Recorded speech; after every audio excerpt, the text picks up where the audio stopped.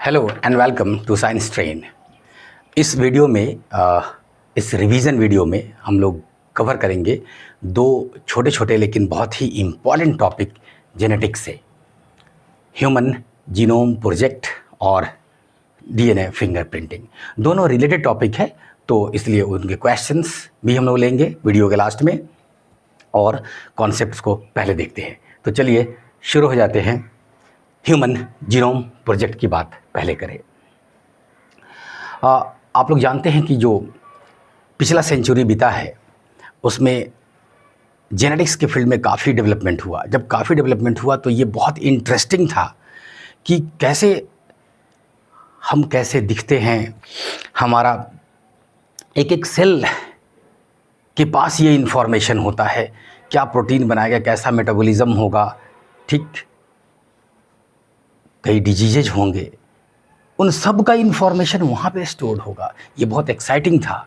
और इसी एक्साइटमेंट में जैसे ही टेक्नोलॉजी डेवलप होते गई तो ये दुनिया में आवाज़ उठने लगी कि क्यों नहीं हम लोग इन्फॉर्मेशन का एक अपना ही किताब लिख डाले, जेनेटिक इन्फॉर्मेशन का किताब लिख डाले।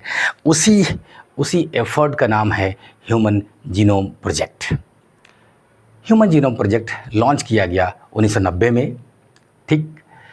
आप जानते हैं कुछ समय कंप्यूटर की शुरुआत सब तो हो चुकी थी, लेकिन अभी बहुत एडवांस कंप्यूटर ऐसा नहीं आया था, लेकिन आ गया था और कई टेक्नोलॉजी धीरे धीरे डेवलप हो रही थी। तो हुआ कि इसको शुरू कर दिया जाए।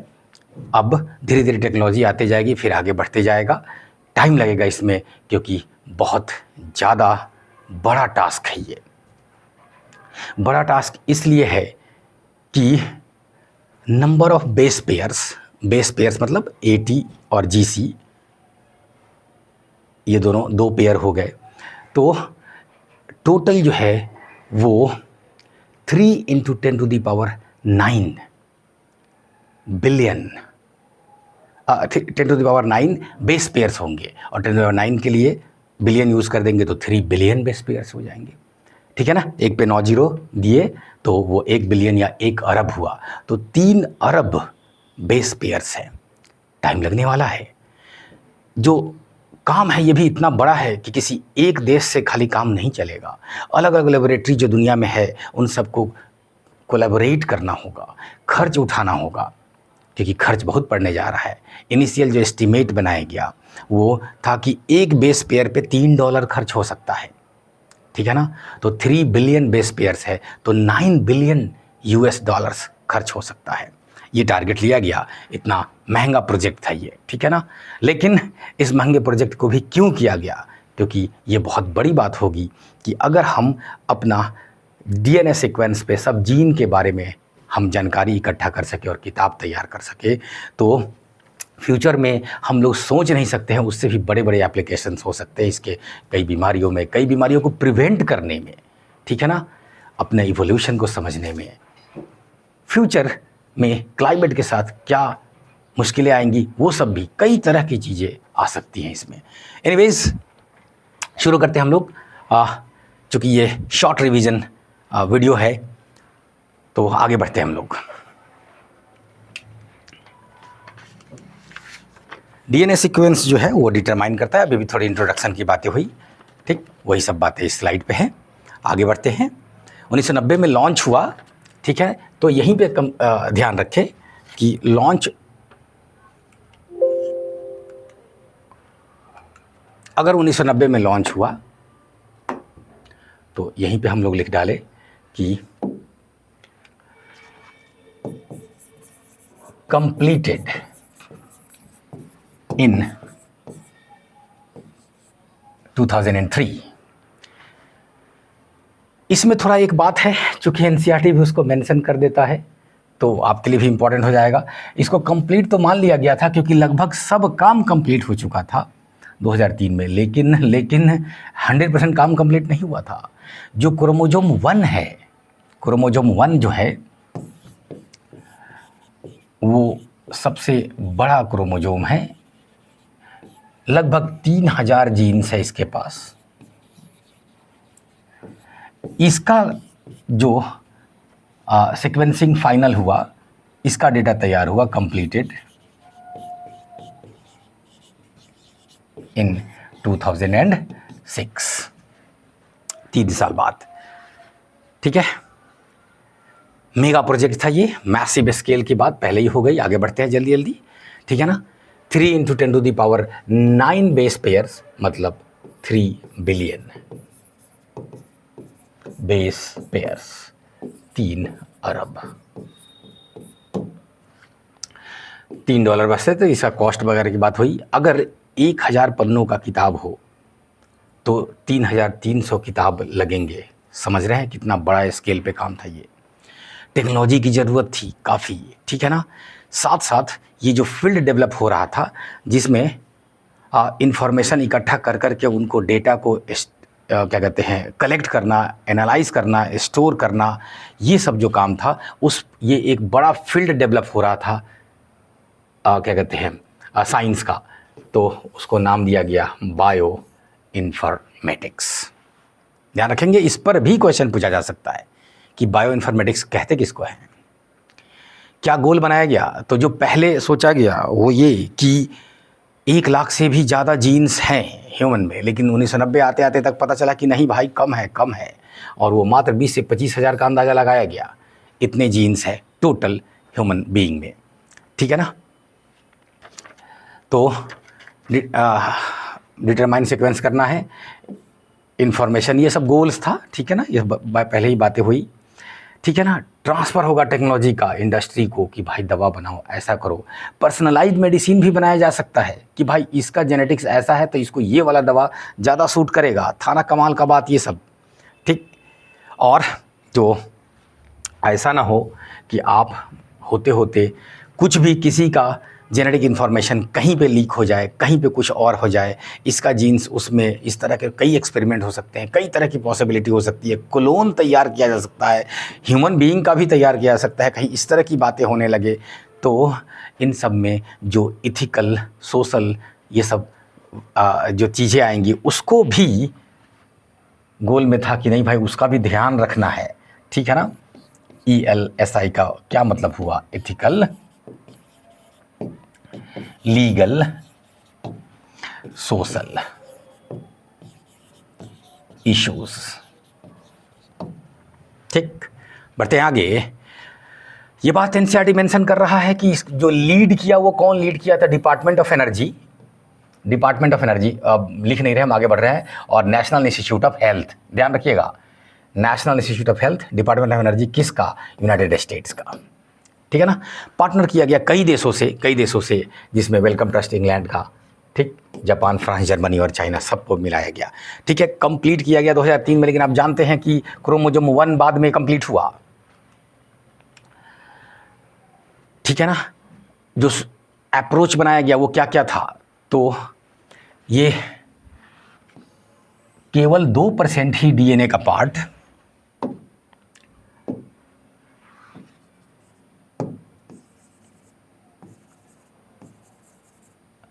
केवल 2% ही जो है ये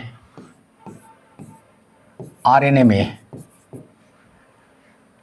ट्रांसक्रिप्ट होता है, बाकी सब ऐसे ही पड़ा हुआ है, ठीक, बाकी सब ऐसे ही पड़ा हुआ है। तो 2 अप्रोच था कि हमको तो पूरा कहानी पता करना है इसका, जीनोम का, DNA का। तो 2 अप्रोच होगा, केवल RNA से तो काम नहीं चलेगा, ये तो केवल इनका और इनका खबर देगा, बीच वाले का खबर भी चाहिए, ठीक। तो जो RNA के थ्रू था, ठीक है ना, इनको बोला गया कि वो एक्सप्रेस किया अपने आप को, ये एक्सप्रेस किया किसमें? RNA में, इसलिए एक्सप्रेस्ड सीक्वेंस था ये। सीक्वेंस माने सजावट, और इसको टैग के तौर पे ले सकते हैं, ये सब टैग हुआ ना, मेन इंफॉर्मेशन पे ये RNA वाले टैग्स हैं, इसलिए ये एक्सप्रेस्ड सीक्वेंस टैग्स था। और ये किसके थ्रू हुआ? ये RNA के थ्रू। तो एक तो ये था, ये हम लोग पता करें। दूसरा ये कि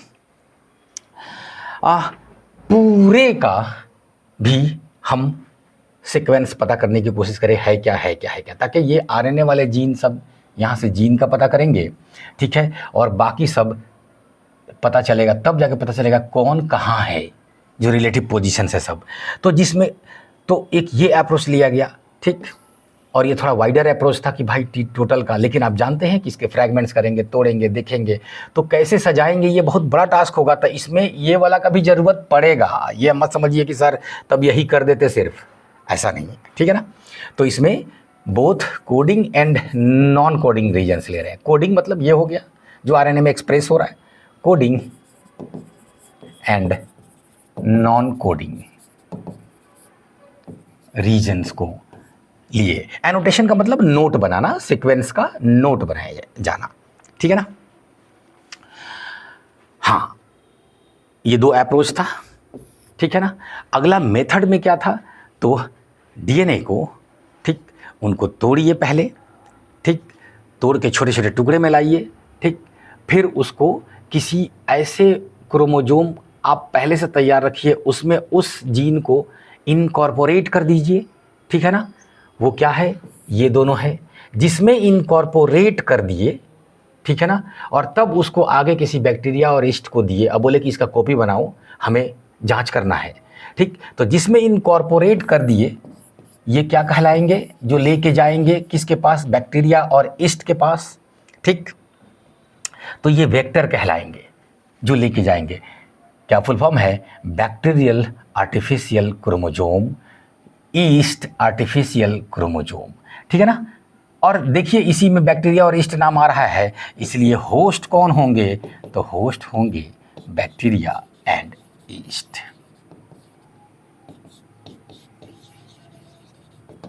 देख रहे हैं ना, ये दोनों को क्यों चुना गया होगा, थोड़ा सा ध्यान रखिए। ये प्रोकैरियोट है और ये यूकैरियोट है, दोनों यूनिसेलुलर है, ठीक है ना। लेकिन देख रहे हैं ना, दोनों में काफ़ी फर्क है, तो दोनों से इंफॉर्मेशन ले लेके काम चलाया गया, ठीक। सेंगर साहब का नाम जो है ना,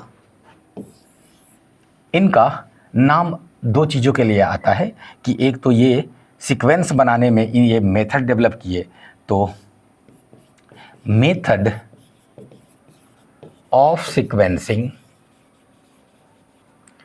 ऑफ डीएनए भी कर दिए, ये sequencing genes on DNA, genes on DNA,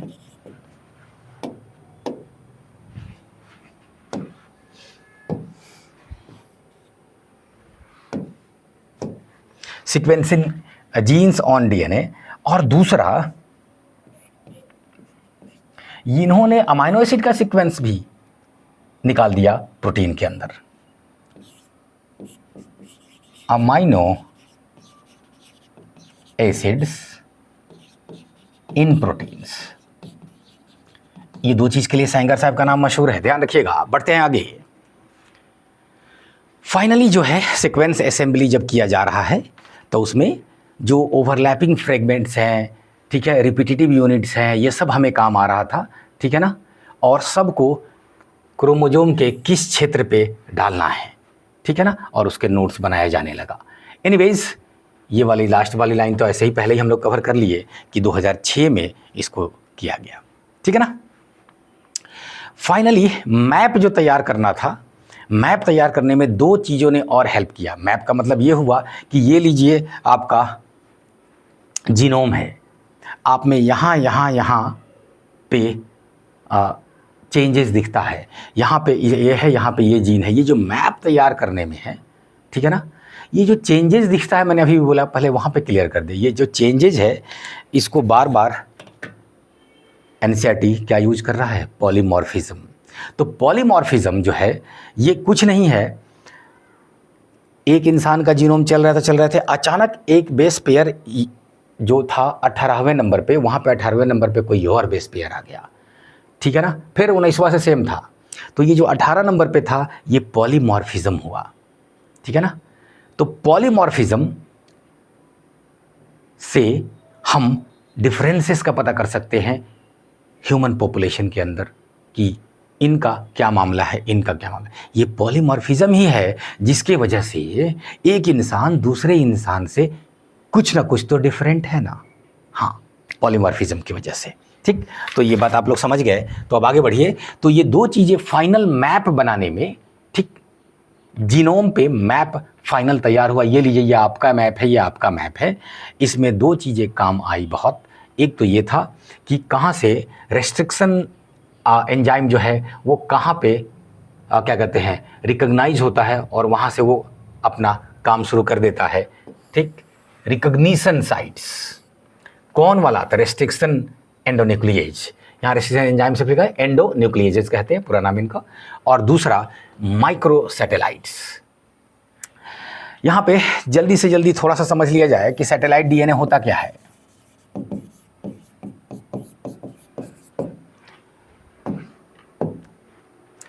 satellite DNA, देखिए, डीएनए को जब भी स्टडी किया जाता है उसमें एक प्रोसेस मस्ट है, वो है इलेक्ट्रोफोरेसिस। इलेक्ट्रोफोरेसिस में क्या होता है कि डेंसिटी ग्रेडियंट के हिसाब से जो डीएनए के छोटे छोटे टुकड़े हैं वो सज जाते हैं। तो जो सबसे भारी है वो नज़दीक ही होगा, ठीक, और उसके बाद छोटे छोटे छोटे छोटे कई रिपीट्स मिलेंगे। तो ये भारी के चारों तरफ ऐसा लगता है कि ये सैटेलाइट्स हैं, ठीक है ना।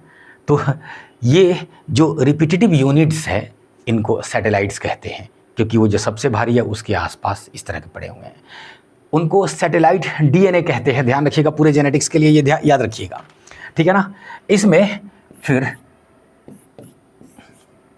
माइक्रो सैटेलाइट, मिनी सैटेलाइट और मैक्रो सैटेलाइट।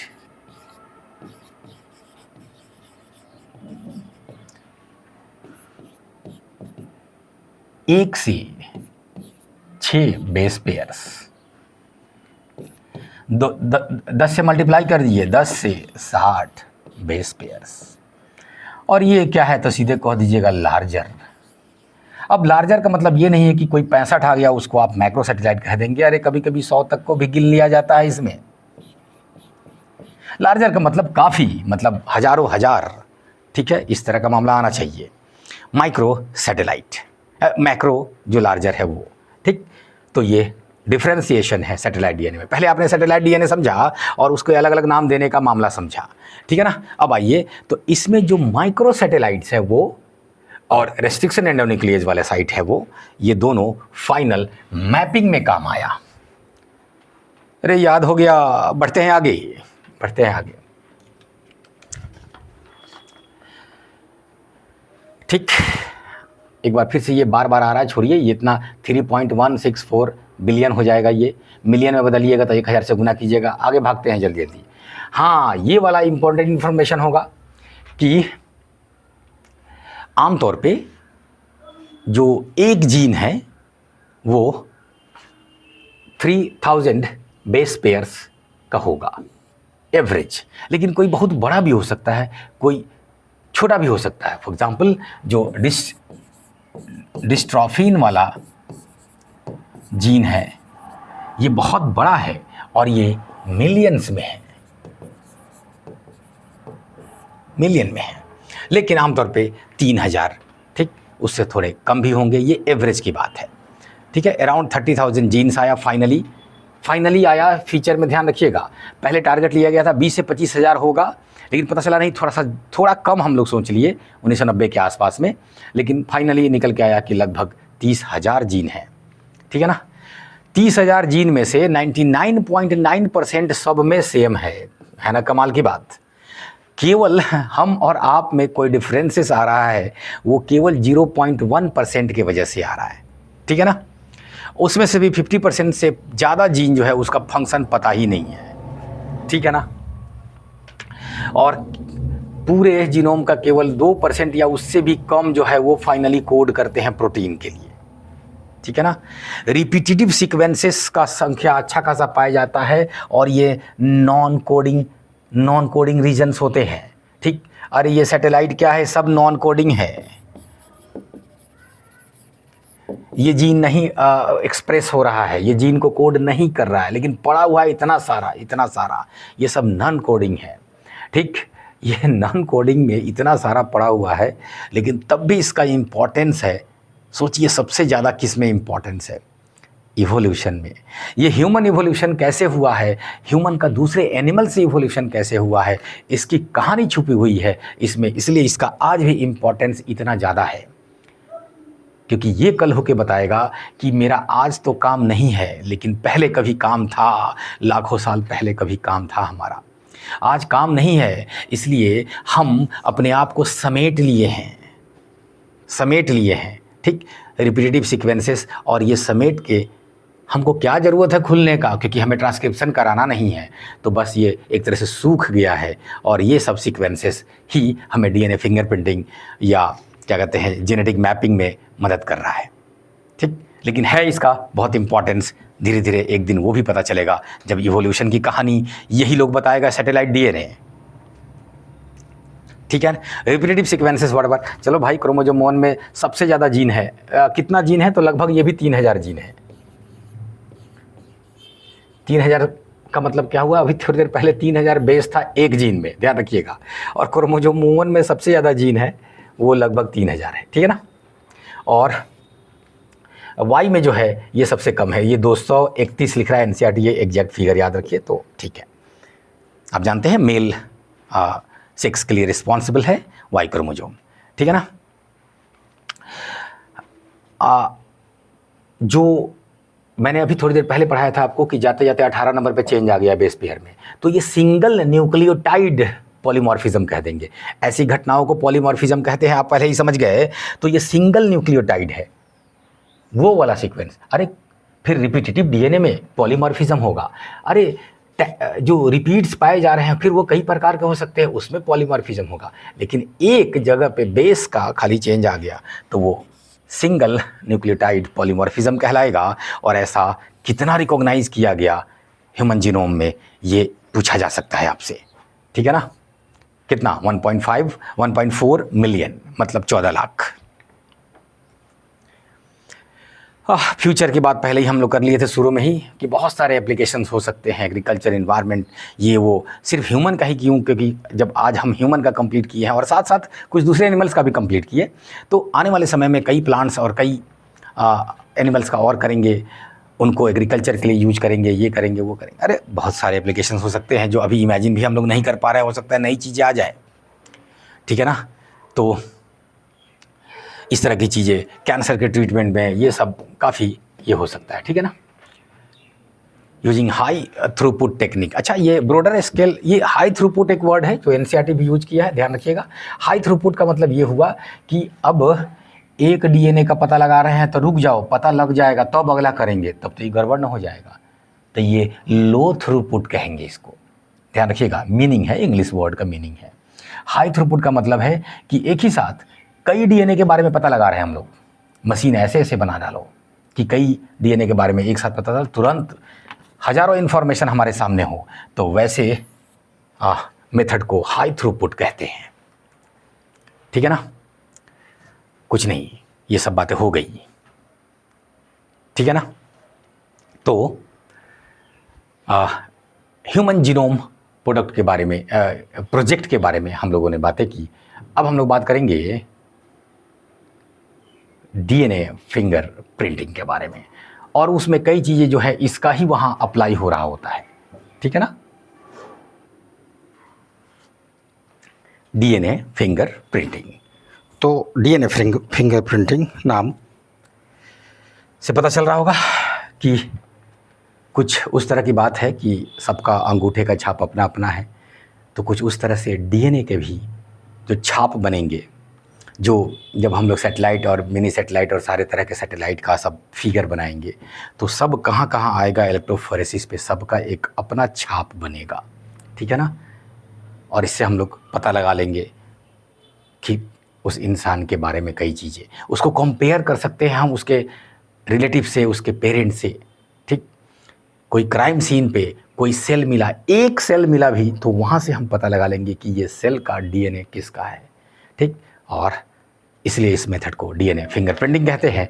और ह्यूमन जीनोम प्रोजेक्ट से ये क्लोजली रिलेटेड है इस सेंस में, क्योंकि ये भी जम के वो रिपीटेटिव यूनिट्स का यूज करने जा रहा है, ठीक, जिनको आप सैटेलाइट डीएनए के नाम से जानते हैं, ठीक है। और है वो नॉन कोडिंग, लेकिन देख रहे हैं फिर एक बार कितना काम का है।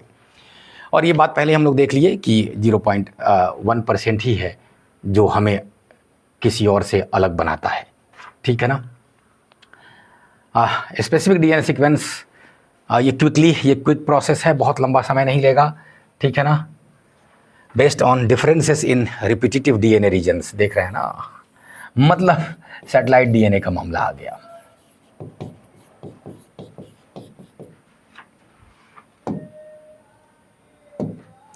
सैटेलाइट डीएनए, रिपीटेड डीएनए का मतलब वही short sequences repeated multiple times identified as satellite DNA during density gradient centrifugation, ठीक है ना। सेंट्रीफ्यूगेशन, इसको आप इलेक्ट्रोफोरेसिस कहते हैं, ठीक है ना। इसमें माइक्रो एंड मिनी सैटेलाइट्स का यूज किया जा सकता है, मेनली मिनी सैटेलाइट का यूज होता है, मेनली मिनी सैटेलाइट का, ठीक। और आगे देखेंगे कि वो कहलाता है VNTR, variable number tandem repeats. ये इनको क्यों हम लोग पकड़ते हैं, क्योंकि ये जो है ना, ये हाई डिग्री ऑफ पॉलीमॉर्फिज्म, मतलब इसमें कुछ और उसमें कुछ और, थोड़ा सा सीक्वेंसेस का डिफरेंसेस ये सब रहेगा, ठीक है ना, इसलिए काफ़ी ये यूजफुल होगा।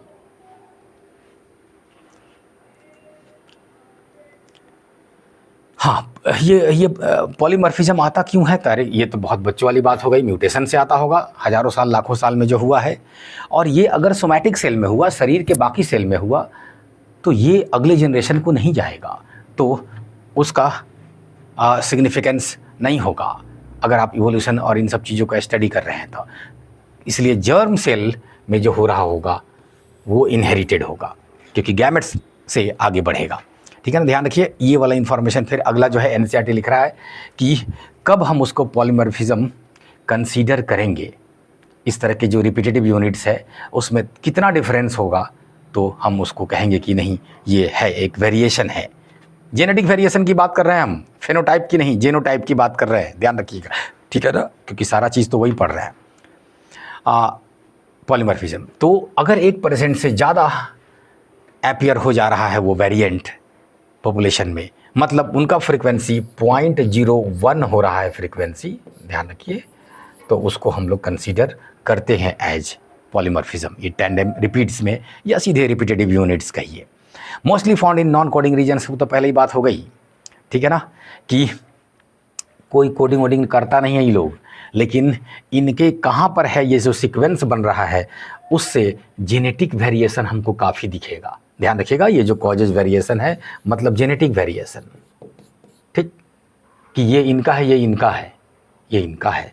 दो भाई बहनों का भी अलग अलग होगा अगर वो मोनोजाइगोटिक ट्विन्स नहीं है तो, ठीक है। एलेक्स जेफ्रे साहब का नाम बहुत फेमस है इस बात के लिए, ठीक है ना।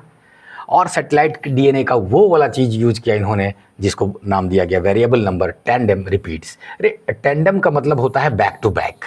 ये सब कुछ वर्ड आ जाता है, इन सब टेक्निकल वर्ड्स, आप लोग घबरा जाते हैं कि क्या क्या रटे, अरे कुछ नहीं, बैक टू बैक होता है टैंडेम का मतलब। अभी रिपीट हुआ, फिर थोड़ी देर फिर रिपीट हुआ, बैक टू बैक। और ये एक प्रकार का मिनी सैटेलाइट है, ध्यान रखिएगा, पूछेगा आपसे, क्योंकि NCERT इसके लिए अलग से एक लाइन लिख रहा है। हर इंसान का अपना अपना होगा, लेकिन अगर आइडेंटिकल ट्विन्स है जिसको कि मोनोजाइगोटिक भी कहते हैं, मोनोजाइगोटिक भी कहते हैं, उसमें सिमिलर होगा, क्योंकि आप जानते हैं कि मोनोजाइगोटिक ट्विन्स जो होगा वो आइडेंटिकल होगा। आइडेंटिकल किस सेंस में? जेनेटिक आइडेंटिकल, जेनेटिकली आइडेंटिकल होगा। जब वो बच्चा दोनों बड़ा होगा तो थोड़े बहुत इन्वायरमेंटल डिफरेंसेस हो सकते हैं, ठीक है ना। अरे थोड़े बहुत क्या, कभी कभी अगर आप बिल्कुल ही उन दोनों को अलग अलग इन्वायरमेंट दे दिए जो काफ़ी डिफरेंट है, तब जो इन्वायरमेंट का असर है उसके वजह से दोनों अलग अलग दिखने लगेंगे थोड़ा बहुत। अब ऐसा भी नहीं कि बिल्कुल ही अलग दिखने लगेंगे, ठीक, ध्यान रखिएगा। फॉर एग्जाम्पल, एक बच्चे को आप इंडिया में रख दिए, एगो को अफ्रीका में भेज दिए, एगो को पहाड़ में भेज दिए, एगो को रेगिस्तान में भेज दिए, फ़र्क पड़ जाएगा। खाना पीना में एक को ठीक से खाना भी नहीं नसीब हो रहा है, ऐसी जगह चला गया, ठीक, और एक को जो है काफ़ी न्यूट्रिशियस फूड मिल रहा है सालों साल तक, तो फ़र्क पड़ेगा, ठीक है ना। एनीवेज, एक क्वेश्चन आपके लिए यहाँ पे छोड़े जा रहे हैं कि कंजॉइंड ट्विन्स किनको कहते हैं? कंजॉइंड ट्विंस या सियामीज ट्विंस किसको कहते हैं। एनीवेज आगे बढ़ते हैं। टेक्निक में क्या करेंगे सबसे पहले, तो ठीक है भाई, जो डीएनए है उसको निकालिए।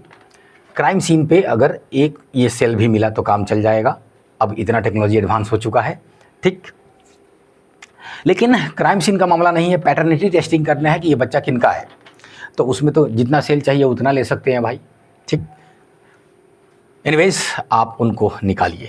निकालने के बाद उसको अब छोटे छोटे टुकड़े में काटिए। छोटे छोटे टुकड़े में काटने के लिए सबसे मशहूर कौन एंजाइम है, रेस्ट्रिक्शन एंडोन्यूक्लिएज।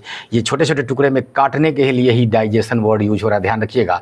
ये मत समझ लीजिए कि ये आया पचा के खा गया तो बचेगा कहाँ से, यहाँ पे डाइजेशन का वो मतलब है छोटे छोटे टुकड़े में तोड़ने वाली बात। जैसे छोटे छोटे टुकड़े में तोड़ दिए तब इलेक्ट्रोफोरेसिस कराइए और देखिए बैंड्स मिलेंगे, उसमें बैंड्स मिलेंगे। जो ज़्यादा डेंस मटेरियल है वो पहले होगा, उसके बाद जैसे हल्का हल्का है वो सब, और उसी आधार पे सैटेलाइट नाम देते हैं रे, ठीक है ना। तो जेल इलेक्ट्रोफोरेसिस से आप क्या कर रहे होंगे, तो वो जो छोटे छोटे टुकड़ों में तोड़े हैं उन टुकड़ों को सेपरेट कर रहे होंगे।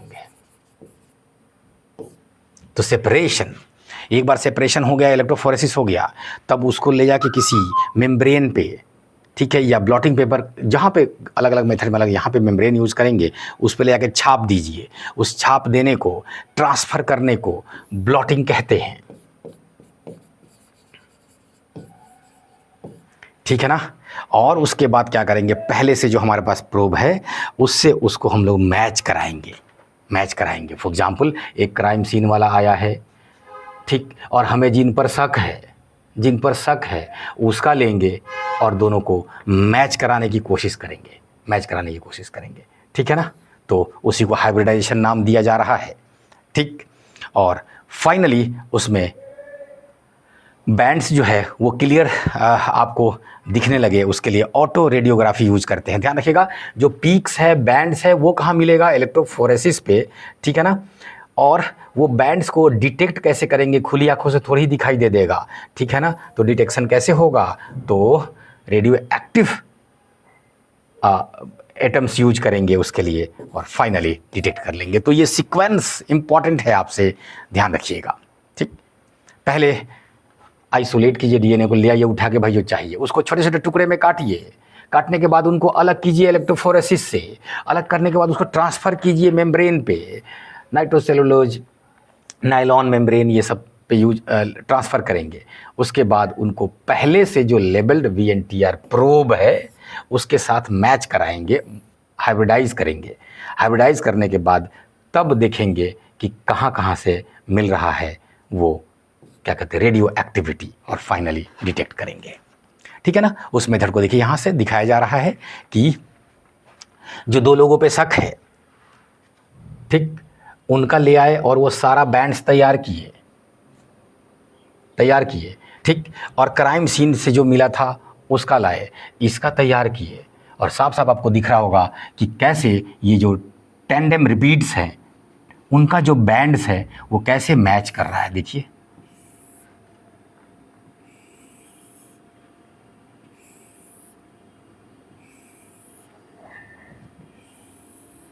ये देखिए,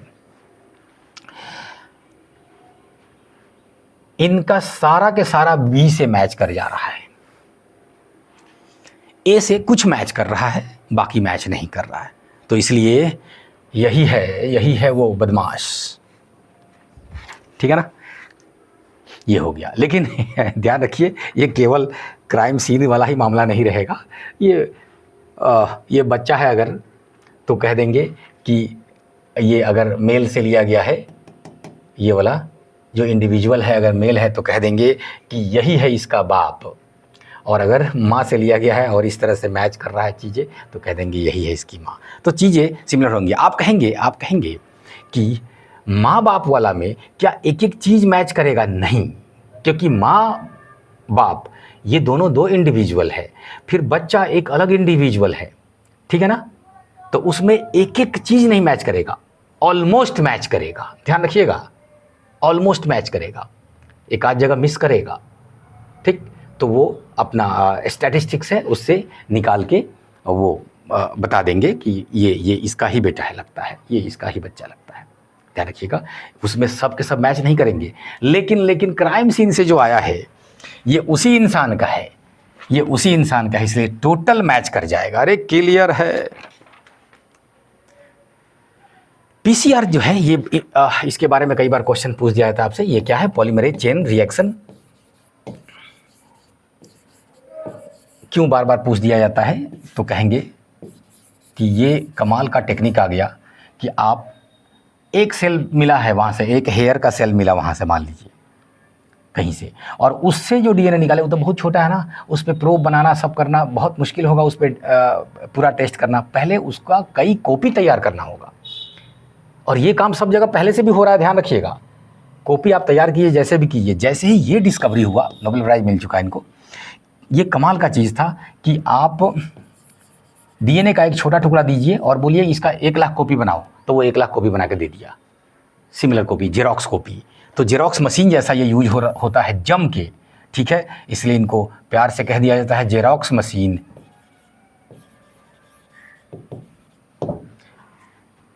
ऑफ जेनेटिक्स। कर क्या रहा है? तो कई कॉपी तैयार कर रहा है।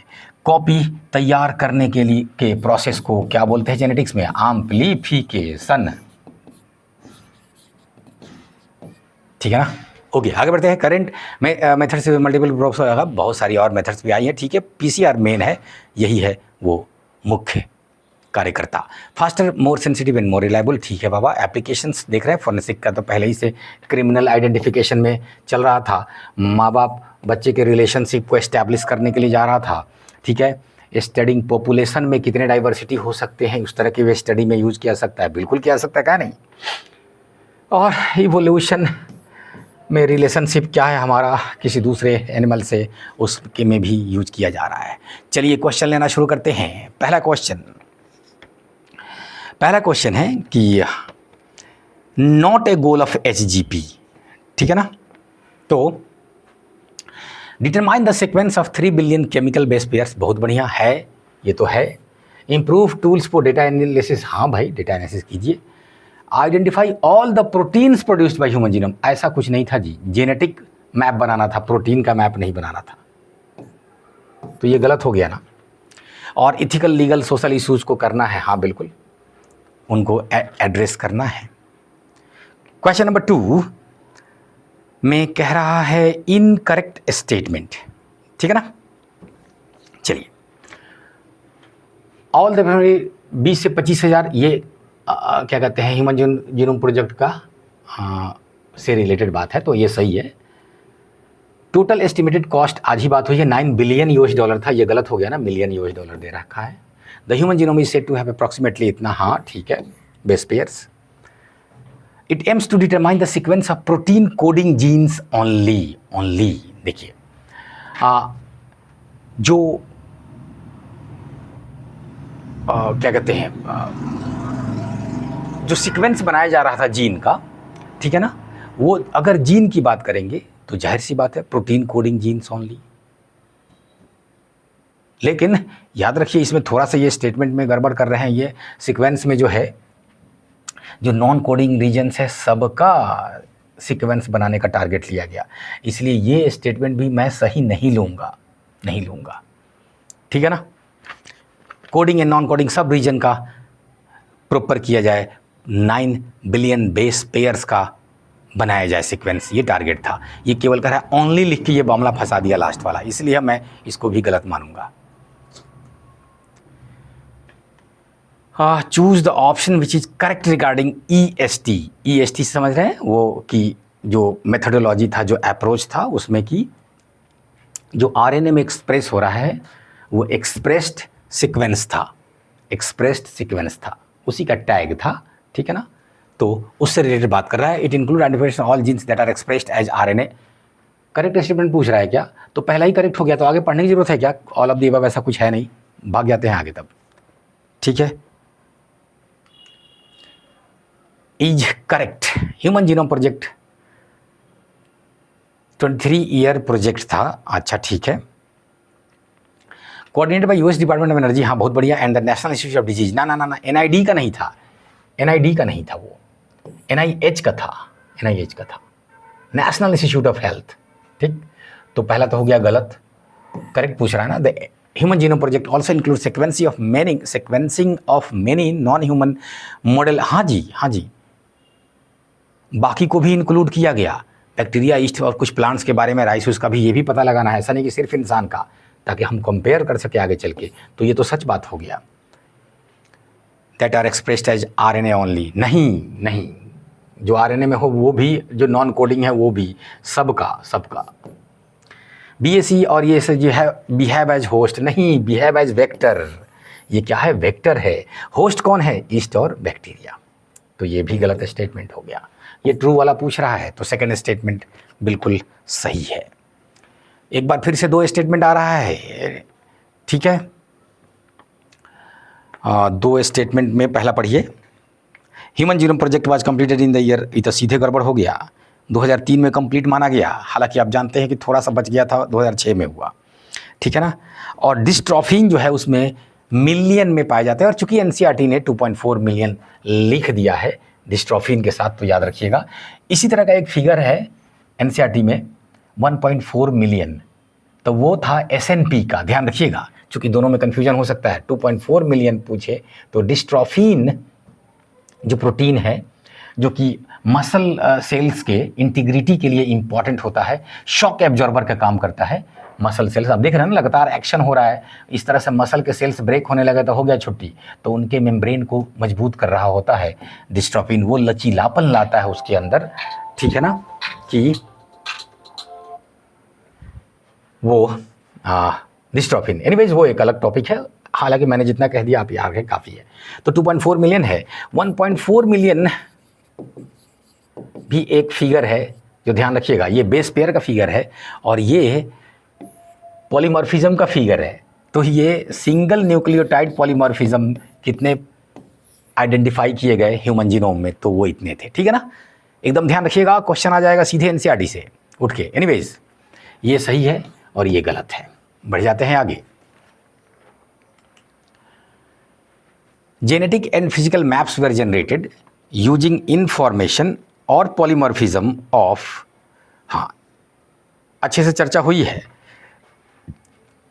जो रेस्ट्रिक्शन एंजाइम है उसका रिकॉग्निशन साइट का और माइक्रो सैटेलाइट का यूज किया गया। एक बार फिर से स्टेटमेंट है और कौन इनकरेक्ट है पूछ रहा है। Less than 2% of the genome code for protein, बहुत सुंदर बात, सही है जी। Repeated sequences make up very large portion of human genome, हाँ वो ऐसे ही पड़ा हुआ है, पता नहीं कितने लाखों साल से पड़ा हुआ है। The repeated sequences code for same protein in stressful condition. अब ना सुनिए, ये स्ट्रेसफुल कंडीशन के क्या मामला आ गया, ये सब कुछ नहीं है भाई ऐसा। और डिफरेंट रिपीटेड सीक्वेंसेस जो है ये कोड ही नहीं करता है, ठीक है ना, तो करता है वो भी मतलब दिख रहा है स्टेटमेंट कितना सुंदर ये बनाया है। पढ़ के लगेगा कि कुछ कह रहा है, बहुत भारी बात कर रहा है कुछ, तो हो सकता है सही हो। अरे भैया वो कोड ही नहीं करता है, आगे पढ़ने की ज़रूरत नहीं है। 99% जो न्यूक्लियोटाइड है bases are exactly same in all people. कमाल की बात है, बस 0.1% की वजह से इतने डिफरेंसेस दिखते हैं दुनिया में। Question number 8, the list number of genes are present on Y. ये तो फिल इन द ब्लैंक कर रहा है ना, तो वाई पे होता है और कितना 231। आगे बढ़ जाते हैं। करेक्ट मैच पेयर, ठीक, सबसे बड़ा जीन यही है, ठीक, डिस्ट्रॉफिन, तो ये तो करेक्ट दिख गया। ह्यूमन जीनोम में ये केवल एक पॉइंट का फर्क कैले है, ये अगर ये 4 के बाद पॉइंट देता तो सही हो जाता, इतना बिलियन हो जाता, ठीक, इसके वजह से ये गलत हो गया। द सीक्वेंस ऑफ क्रोमोजोम 1 जो है 2006 में आया, तो ये गलत हो गया। Number of genes on chromosome 1 पे लगभग 3000 है, मैंने पहले ही कहा, तो ये वो 0 एक्स्ट्रा दे ले है, तो ये भी गलत हो गया। बढ़िया क्वेश्चन है, एनसीईआरटी से उठा के थोड़े बहुत चेंजेस कर दिया है, और आजकल ऐसे क्वेश्चन आते हैं जी नीट में, ठीक ठाक थोड़ा सा डेटा चेंज कर दिया एनसीईआरटी का। Which of the following match pair is correct, ठीक है ना। सैंगर क्या किए थे भाई, तो मेथड अमाइनो एसिड, हाँ बिल्कुल पहला तो सही ही हो गया। आगे पढ़ने की ज़रूरत है क्या फिर, क्योंकि मोर देन वन का तो कुछ ऑप्शन ही नहीं दिख रहा है। एक्सप्रेस्ड सीक्वेंस होता है, सिंगल नहीं। बैक्टीरिया और ईस्ट ये होस्ट थे, वेक्टर नहीं। 2003 में लॉन्च नहीं हुआ, ये कंप्लीट हुआ। वाह क्या बात है, ये भी एनसीईआरटी से उठाया हुआ सुंदर क्वेश्चन, थोड़ा थोड़ा वर्ड का चेंज कर दिया। करेक्ट पूछ रहा है एसएनपी के बारे में, तो आज जो पढ़ा है उस पर से आप फटाफट देखिए। ये आरएनए पे नहीं है बाबा, ये डीएनए पे है, तो पहले आरएनए वाले को काट दीजिए। और डीएनए पे ये सिंगल न्यूक्लियोटाइड है ना, तो सिंगल बेस पेयर में डिफरेंस है, ठीक है ना। इनकरेक्ट मैच पेयर, ठीक है ना। ये V and variable number of tandem repeats, ठीक, बिल्कुल सही। एसएनपीज सिंगल न्यूक्लियोटाइड, अरे सीक्वेंस नहीं single. BSE bacterial artificial chromosome, correct. Yeast artificial chromosome, correct. क्या पूछ रहा था, incorrect. Next question, which of the following statement is correct, ठीक है ना। क्वेश्चन नंबर 13 पढ़ा जाए। The presence of SNPs complicates the tracing of human history. ये कॉम्प्लिकेट करता है कि आसान बनाता है कि इंसानों का हिस्ट्री में क्या हुआ होगा, कॉम्प्लिकेट काहे करेगा भाई, ठीक। करेक्ट स्टेटमेंट पूछ रहा है ना, हाँ चलिए। SNPs revolutionizes the process of finding chromosomal location for disease associated genes. Chromosomal location नहीं है, ये पॉइंट लोकेशन है, ठीक। किस क्रोमोजोम पे है वो बात नहीं है, ये एक क्रोमोजोम में एक डीएनए में कहाँ पर है वो वाली बात होगी, ठीक। आगे बढ़ते हैं। In humans SNPs occur in about 1.4 million, आज ही बात किए हैं अभी थोड़ी देर पहले, आज ही का मतलब थोड़ी देर पहले, कि वो भी एक फिगर है, ध्यान रखिएगा, वो 1.4 मिलियन है। तो ये तो गलत हो गया पक्का, और ये भी पहले मैंने कहा कि क्रोमोजोमल नहीं, वो डीएनए वाला, ठीक है ना, तो ये भी गलत।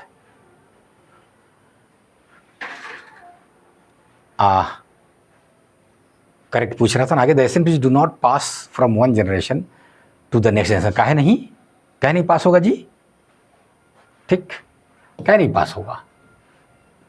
अब आइए, चूंकि चारों स्टेटमेंट गलत हो गया, तो जो सेकंड स्टेटमेंट है उसको फिर से पढ़ा जाए, क्योंकि थोड़ा सा वो यूज हो सकता है, ठीक है ना। क्वेश्चन नंबर 13 में करेक्ट स्टेटमेंट पे एक बार फिर से आइए। Process of finding chromosomal location, अगर इसका मीनिंग है कि एक क्रोमोजोम पर लोकेशन, अगर हम ऐसे ले, ठीक है, तो ये सही हो जाएगा। और ये सच है कि कहाँ कह रहा है डिफरेंट क्रोमोजोम्स में फरियाना है कि एक क्रोमोजोम में लोकेशन बताना है। जब ऐसा क्लियर नहीं कह रहा है तो हम लोग इसको ट्रू ले लेंगे, क्योंकि बाकी सब तो पक्का गलत है, ठीक। क्वेश्चन नंबर 14, ठीक। DNA fingerprint technique found out operation individual population at DNA level. हाँ बहुत बढ़िया, क्या नहीं, पॉपुलेशन वेरिएशन, अरे पढ़े आज ही। On the principle of polymorphism in DNA sequence, बहुत बढ़िया, अरे यही तो एक्सप्लेनेशन भी है। एनीवेज दोनों स्टेटमेंट करेक्ट है। जल्दी आगे बढ़ते हैं। How satellite DNA can be separated from the bulk genomic DNA. पढ़िए एक एक करके। सैटेलाइट डीएनए जो बाकी बल्क है उससे कैसे कर सकते हैं अलग, ठीक है ना। Satellite DNA forms major peak, नहीं, मेजर पीक जो होता है ना, वो जो मेन जो सबसे डेंस मटेरियल होगा वो मेजर कहलाएगा, और सैटेलाइट हमेशा उसके किनारे किनारे होगा, तो ये माइनर पीक्स बनाएगा, ध्यान रखिएगा।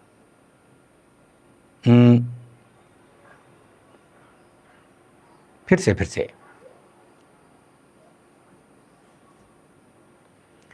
आई एम सॉरी, यहाँ पे थोड़ा सा माइनर और मेजर पिक्स के बारे में थोड़ी सी बात कर लें। देखिए,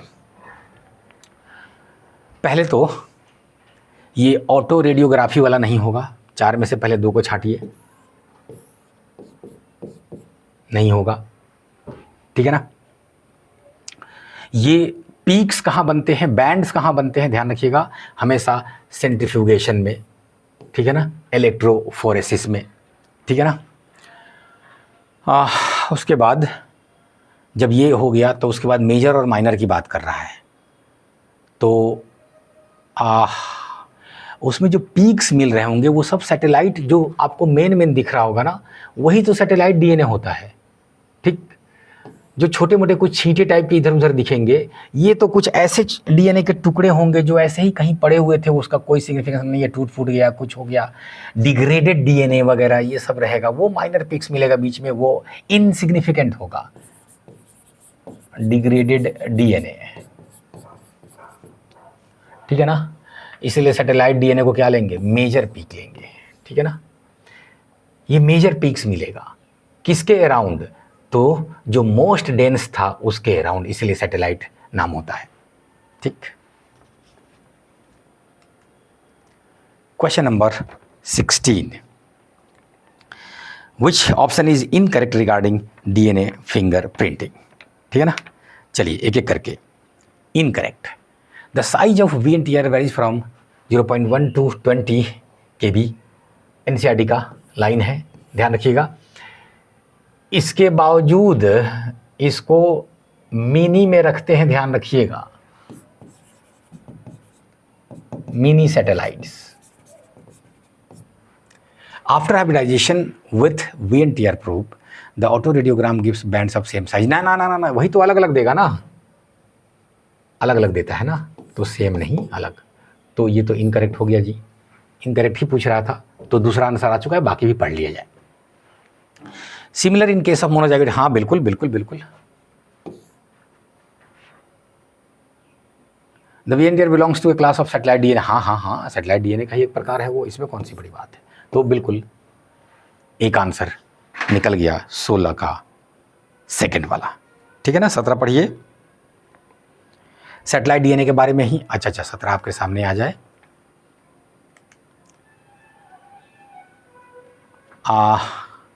नॉट ए कैरेक्टरिस्टिक, ठीक है ना, shows high degree of polymorphism, हाँ हाँ, इसमें कुछ और उसमें कुछ और, सबका अलग अलग अपना हो रहा होता है। फॉर्म स्पीसीज ऑफ डीएनए, एकदम सही बात है, इसी के आधार पे करते हैं डीएनए में। प्रेजेंट ऑन सेक्स, ना भाई खाली सेक्स पे क्या है, सब पे होता है। Does not code for any protein, ये तो सच बात है, ये नॉन कोडिंग है। बढ़िया question. Next, identify which of the following match pair is, अरे वाह, स्टेटमेंट पे स्टेटमेंट, एकदम बढ़िया। इस तरह के ही क्वेश्चन तो आजकल ज़्यादा पूछे जा रहे हैं। इज करेक्ट, ठीक है ना। सेपरेशन ऑफ डीएनए फ्रैगमेंट्स, नहीं, रेस्ट्रिक्शन जो है वो काटता है, तो ये डाइजेशन कराता है। ठीक, तो हो गया ना गलत। सेंगर साहब जो है VNTA, ना ना ना, ये तो सीक्वेंसिंग करवाए नहीं जी, मदद की है, तो ये भी गलत हो गया। एलेक्स जेफरी फेमस है डीएनए फिंगरप्रिंटिंग के लिए। आगे बढ़ जाए, ठीक है ना। आप ब्लॉटिंग ट्रांसफर कराना होता है, डाइजेशन कराना नहीं। पॉलीमॉर्फिज्म इज डिफाइंड एज, कुछ नहीं, variation at genetic level. Is incorrect regarding polymorphism, एक बार फिर से पॉलीमॉर्फिज्म के रिगार्डिंग क्वेश्चन है, पढ़िए। म्यूटेशन की वजह से होगा, हाँ बिल्कुल होगा। डीएनए फिंगर प्रिंटिंग का बेसिस होगा, अरे हाँ बिल्कुल होगा। Does not get inherited from parents to children, काहे नहीं भाई, हाँ ये तो क्या कहते हैं, डीएनए में इनके है, ये इनका एक कॉपी वहाँ जाने वाला है भाई, तो इनकरेक्ट हो गया। Basis of genetic mapping of human, हाँ हाँ हाँ, ये पॉलीमॉर्फिज्म से ही तो हम लोग मैप बना रहे हैं ह्यूमन जीनोम। आइए कुछ सीक्वेंस ऑफ फिंगरप्रिंटिंग टेक्निक के बारे में बात किया। देखिए ये 4 ही टेक्निक दे रखा है, मतलब वो 4 ही उनके स्टेप्स दे रखा है, तो आप देख लीजिए कौन वाला पहले कौन वाला बाद में है। डिटेक्शन तो लास्ट काम होता है जी रेडियोग्राफी से, ठीक है ना, तो 4 लास्ट में आएगा, लो 4 सब में लास्ट में है। ठीक, अब दे रहा है digestion, hybridization. Hybridization just detection के बगल में होगा, तो 4 के बगल में 2, ये गया ये गया, 4 के बगल में 2 यहाँ आ चुका है। इसके बाद transfer of DNA fragments to synthetic membrane, ठीक, ब्लॉटिंग की बात कर रहा है, ठीक है ना। और डाइजेशन ऑफ डीएनए। डाइजेशन पहले कराएंगे ना, तोड़ ताड़ लेंगे तब ना ट्रांसफ़र कराएंगे, इलेक्ट्रोफोरेसिस कराने के बाद, डाइजेशन के बाद, ठीक है ना, इलेक्ट्रोफोरेसिस और तब ट्रांसफ़र। तो इसलिए यहाँ पे डाइजेशन वाला सबसे पहले आ गया। ध्यान रखिए, एक सीक्वेंस छोड़ दिया है कौन, आइसोलेशन, आइसोलेशन वाला छोड़ दिया है, वो रहता तो और पहले हो जाता। Function of and electrophoresis is, आप जान रहे हैं, वो डाइजेशन कराएगा और इलेक्ट्रोफोरेसिस क्या करता है, सबको अलग अलग करा देगा, ठीक, सब अलग अलग मूवमेंट करेगा प्लेट पे, ठीक। The digestion of DNA and separation of DNA fragments respectively. Next question, the satellite DNA is classified into many categories like microsatellite and mini satellite on the basis of। तो एक तो ये होगा कि base कितने number of base है और कितने बार बार रिपीट हो रहे हैं, दोनों को लेंगे उसमें जी।